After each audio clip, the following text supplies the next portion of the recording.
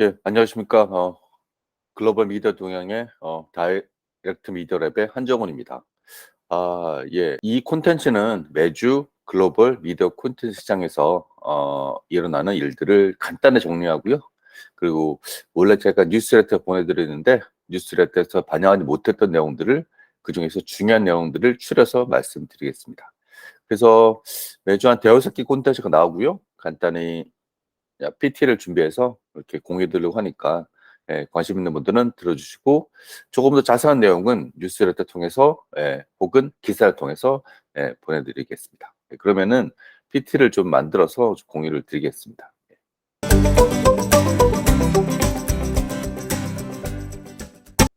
사실 그 지난주는 디즈니가 메인이었어요. 디즈니가 실적 발표를 했고 그리고 다양한 정책도 발표를 했고요. 조직 개편도 있었고 그리고 나머지 파라마운트 플러스 그리고 구글도 발표가 있었고요. 이런 것들을 좀 정리를 해 드릴게요. 예. 네.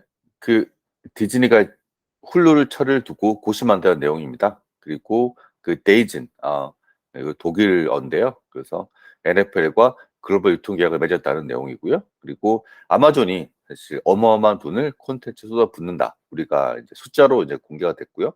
그리고 어 워너 브로더스 디스커버리 쪽 그 디스커버리 플러스 통합 이후에 단독 서비스로 존속한다는 내용입니다.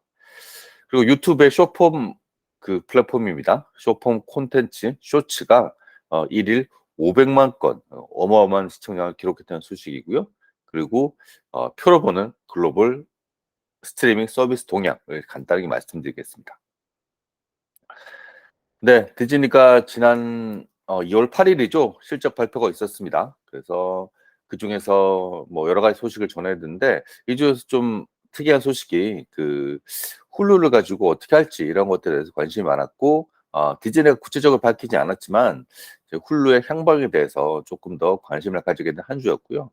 어 훌루를 간단히 말씀드리면 우리나라 웨이브 같은 그런 스트리밍이에요. 그래서 처음에 2007 년에 디즈니와 폭스 그리고 MBC 유니버셜이 그 당시에 인제 디지털 그리고 넷플릭스 등이 어 그때는 VOD라고 했죠. 그래서 스트리밍을 좀 치고 나오니까 그 공동 대응하기 위해서 그 서비스를 만들었고요. 그래서 이 만든 게 이제 훌루고 그래서 뭐 기본적으로 그래서 그 각각의 거의 인제 헐리우드 스튜디오들이 대부분이 훌루를 공급을 했었죠. 그래서 지금도 그게 이어지고 있고 그래서 지금도 유일하게 디즈니 그러니까 폭스 그리고 MBC 이런 그 스튜디오 콘텐츠들이 이제 서비스가 되고 있습니다. 근데 뭐 점점 가면 아시겠지만 이게 각각의 스튜디오들이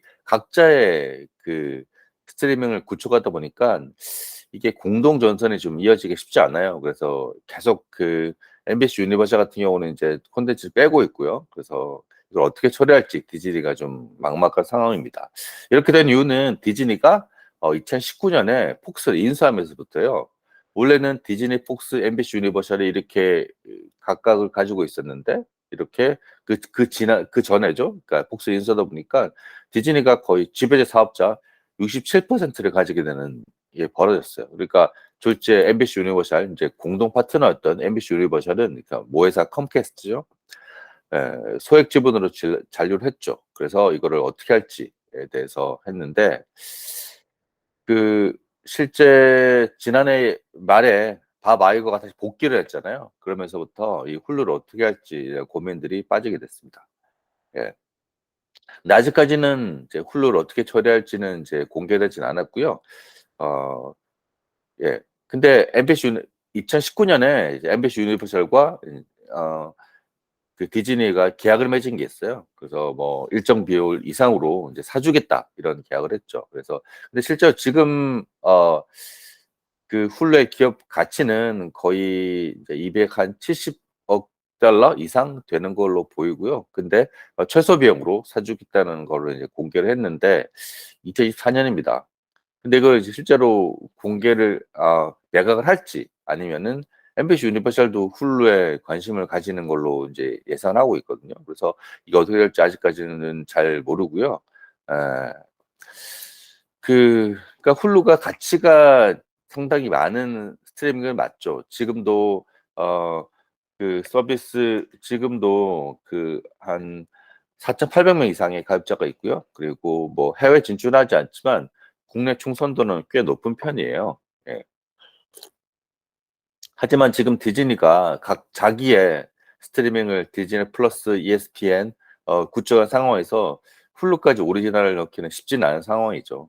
물론 일부에서는 이제 훌루, 디즈니 플러스, ESPN 지금처럼 이렇게 번들 플랫폼을 구축해서 가자고 했지만 계속 매출 적자, 그러니까 계속 이어지는 상황에서 이렇게 두 개를 오리지널로 이어가기는 쉽지는 않고요. 그리고 훌루라는 게 스포츠 중계권들도 이제 신경을 써야 되기 때문에 이런 것들을 좀 종합적으로 고민을 하게 되는, 그래서 이게 2024년 1 월에 원래 그렇게 시작하기로 했으니까 또 반대로 또 컴캐스트는 자기 피콕이라는 것도 있기 때문에 훌루를 가지고 이렇게 같이 번들을 하고 싶어 하긴 하거든요. 실제 브라이언 로버츠 CEO가 "아 우리도 훌루 인수에 관심이 있다." 이렇게 밝힌 적도 있고요. 그래서 이 훌루가 어디 가에 따라서 헐리우드의 그리고 글로벌 시장의 이 스트리밍 판도가 좀 바뀌게 됩니다. 그래서 상당하게 관심을 많이 가지고 있는 부분이고요. 예. 훌루 인수와 함께 디즈니가 실적 공개를 했는데 좀 충격적인 내용이 디즈니는 이제 9월 결산 범위이라서 인제 지금 먼저 2023 년을 인제 시작을 했고요. 2023년 1 분기 구독자는 이제 전체 구독자는 이제 1,618,000,000 명인데 2019년 이후로 처음으로 가입자가 빠졌어요. 2,400,000 명이나 빠졌고, 근데 대부분은 인도하고 인도네시아 지역에서 왔습니다. 그 이유는 이제 인도가 디즈니가 원래 폭스가 가지고 있던 핫스타를 인수를 하면서 디즈니 플러스 핫스타라는 그런 로컬 서비스를 운영을 하고 있는데요. 예, 스타라는 브랜드는 또 한국에서도 서비스를 하고 있죠, 로컬 브랜드로. 근데 거기에 인제 최대 스포츠는 뭐 아시겠지만 크리켓이잖아요. 근데 크리켓 프로리그가 있는데 이 중계권을 이렇게 경쟁해서 디즈니가 졌어요. 그래서 인터내셔널 인제 크리켓 중계권을 뺏겼고, 그래서 이게 디즈니 플러스가 공개를 하지 않으면서 많은 사람들이 디즈니 플러스를 보지 않고 인제 이탈하는 게 크고요. 거의 400만 명이나 빠졌고. 예. 근데 또 다행스러운 거는 이제 북미 시장은 또 가입자가 늘었단 말이죠. 그렇지만 워낙 아시아 지역에서 많이 빠졌기 때문에 예 좀 고전한 상황이고요. 근데 반대로 또 이걸 또 긍정적으로 보시는 분들은 아시겠지만 인도 지역 가입자들이 이제 객단가 ARP라고 하죠. 이게 너무 낮아요. 그래서 오히려 인도네시아 가입자가 빠지고 북미 지역 가입자가 느는 게 더 낫지 않나, 이런 분석도 나오고, 또 다른 재밌는 소식은 디즈니가 이제 오리지널 콘텐츠를 이제 다른 데 파는데, 원래 사실 스튜디오 모델은 자기 것도 편성을 하지만 다른 데 판매하는 그런 이제 암스틸러 신디케이트 모델이고요. 이거를 하겠다, 할 수 있다, 이런 이야기가 나왔습니다. 뭐 기후는 한 2-3년 전까지만 해도 계속 헐리우드 스튜디오들이 각자 스트리밍을 구축하면서 이 콘텐츠 월을 세워왔는데 이게 좀 한계가 오고 있어요. 그래서 콘텐츠도 많이 쌓이고 아무래도 플랫폼들이 많이 이제 콘텐츠를 편성하게 되면 이제 새로운 것들이 계속 업데이트되니까 기존 콘텐츠들이 밖으로 노출도가 낮아지면서 시청량이 떨어지거든요. 뭐 이런 것들은 외부랑 본교를 해서 오히려 라이센스비를 받는 게 더 나을 수 있으니까 예 그렇게 해 왔고, 스트리밍에서도 이런 식으로 하겠다, 이렇게 인제 약간 공개한 상태고 아직은 구체적인 뭐 전략이라든가 이런 거는 공개되지 않았습니다. 하지만 디즈니가 핵심으로 생각하는 스트리밍에서 스타 워즈하고 그리고 마블 이렇게 핵심 콘텐츠는 코어 콘텐츠는 아직까지 공개하지 않지 않겠나, 이런 이야기가 나오고 있습니다. 디즈니는 뭐 매출 같은 경우는 일단은 쪼끔 한 8% 올랐고요. 235억 달러고, 이제 주당 이익이 1 달러가 조금 안 되는 99 센트를 기록했는데, 또 한 7천 명에 가까운 직원들 해고한다고 해 가지고 상당한 좀 쇼킹한 소식이었습니다. 이게 전체 비율로 보면은 거의 10% 상위 정도 되거든요. 그러니까 그래서 디즈니가 뭐 잘 나가고, 그리고 사실상 콘텐츠의 대장주인데 이렇게 해고한다 나오니까 좀 충격이었고, 그 디즈니가 사업부가 테마파크는 잘 나가는데 나머지들은 또 이 경기에 따라서 어떻게 될지 모르고, 특히 스트리밍이 어 미래 기는 건 맞는데 근데 아직까지 계속 적자예요. 스트리밍에서 흑자를 보는 곳은 넷플릭스밖에 없고요. 그래서 이런 부분들을 감안해서 예 예 적자를 이제 하고 있습니다. 예예. 네. 그리고 그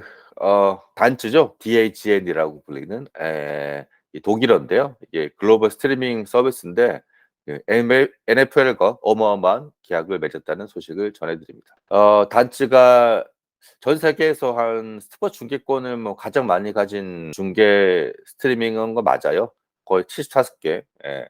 뭐 유럽에서는 올림픽 중계권도 가지고 있고요. 그리고 미국에서는 이제 축구 리그도 많이 가지고 있는데 이 최근에 NFL과 글로벌 유통 계약을 맺었다는 소식입니다. 그래서 이게 한 규모가 한 10조 정도 1조 정도 되고요. 10억 달러니까. 그리고 뭐 미국 지역은 아시겠지만 인제 NFL이 월요일, 목요일, 일요일 날 경기가 있는데 각각 사업자들이 다르게 뭐 목요일 날 경기는 이제 아마존이 중계를 하고 일요일은 지금 투바에 넘어갔죠, 일요일 중계는. 예 그래서 뉴비다 중계를 하는데 이 글로벌 중계마저 이 스트리밍한테 넘어갔습니다. 그래서 북미와 중국을 제외한 모든 국가의 NFL 이제 게임 패스 인터내셔널, 그러니까 평일날 경기하고 포스트 시간에 포함되어 있는 경기인데요.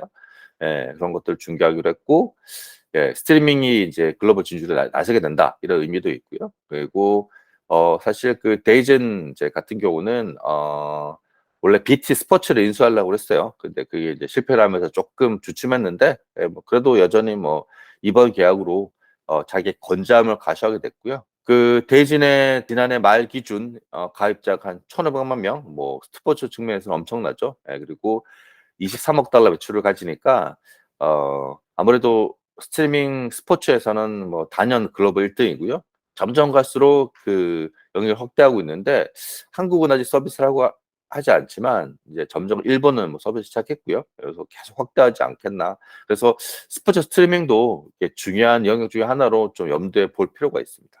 네. 아마존이 그 늘 이제 아마존 프라임에는 좀 퀘스천이 많아요. 뭐 실제 가입자가 뭐 얼마인지도 정확하게 공개하지 않았고요. 물론 뭐 아마존 프라임 가입자가 거의 글로벌 탑 10 탑 수준이기 때문에 넷플릭스랑 맞먹기 때문에 그 정도 프라임을 보는 고객들도 어 그렇게 인제 본다는 이야기가 있지만 뭐 실제로 콘텐츠가 얼마 투자하는지에 대해서 많이 알려지지 않고 있는데 물론 이번에 공개를 했습니다. 그래서 지난해 같은 경우는 166억 달러, 엄청난 돈이죠. 우리나라 돈으로 한 21조 되는 돈을 음악하고 영상 콘텐츠 구입과 제작에 투입했다. 예 라는 건데 넷플릭스가 한 170억 달러 정도 넘게 쓰고 있으니까 이 엄청난 돈인 걸 알 수 있죠. 그래서 이거 인제 1년 전인 130억 달러에 비해서 28%가 늘었고요. 그래서 그 이유는 뭐 아시겠지만 반지의 제왕 TV 시리즈가 만들어졌고 그리고 NFL 목요일 날 경기를 중계권을 확보했습니다.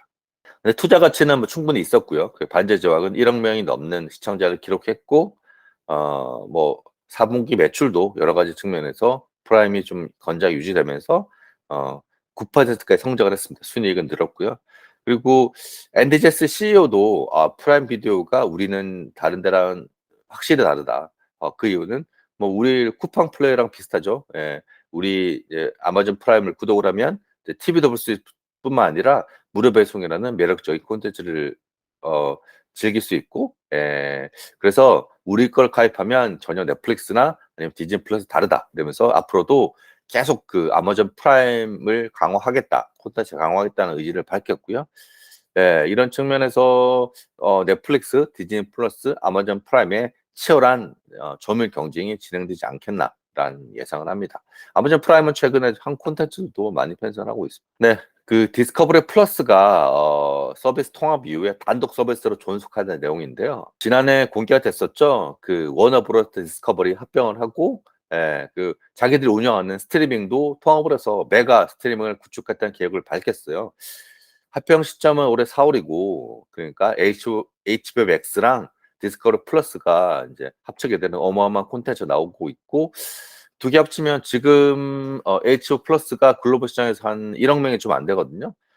그리고 디스커버리 플러스가 거의 지금 2천만 명 가까이 되니까 합치면 1억 명이 넘는 또 다른 어떤 메가 스트리밍이 런칭되게 되고, 이런 것들이 이 글로벌 경쟁을 또 부추기는 게 됐지만, 사실 디스커버리 플러스가 좀 그냥 폐쇄하기는 좀 아쉬운 상황이었거든요. 왜냐하면 아시겠지만 디스커버리라는 브랜드는 워낙 다큐멘터리 그리고 뉴스 그리고 리얼리티 콘텐츠에 이제 강점이 많았고요. 그래서 여기에 가입하는 고객들은 충성 고객이 많았어요. 그래서 이걸 그냥 버리는 거는 혹시 이 고객들을 좀 뭐 다른 애플이라든지 넷플릭스들도 다큐멘터리를 강화하기 때문에, 그래서 좀 말이 많았지만, 그래서 인제 자기들은 존속하기로 결정을 했습니다. 그래서 통합 서비스들은 이제 HBO 맥스랑 그 디스커버리 플러스, 이름은 아마 맥스로 갈 것 같은데, 거기에 디스커버리 콘텐츠가 이제 일부 공개가 되지만 대부분은 이제